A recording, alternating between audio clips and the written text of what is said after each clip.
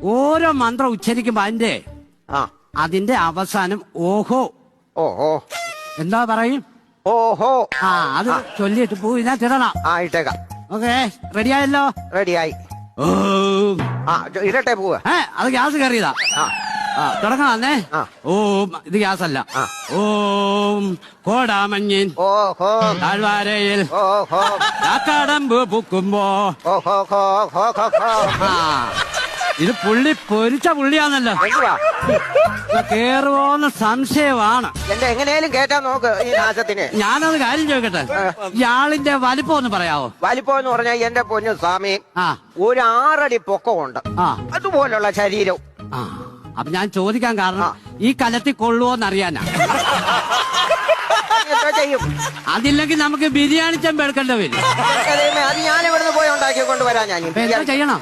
എന്തോ ചെയ്യണോന്ന് ചോദിച്ചു കഴിഞ്ഞാൽ ഇവനെ പിടിച്ച് എങ്ങനെയാലും കലത്തിലാക്കണം. ഇതിനകത്ത് കൊള്ളിക്കാനോ? ഇതിന്റെ അകത്ത് കൊള്ളിച്ചാല്. പക്ഷേ മതി. ഇതിന്റെ അകത്ത് കൊള്ളുന്നതിന്റെ അത്രയും കൊണ്ടാ മതി.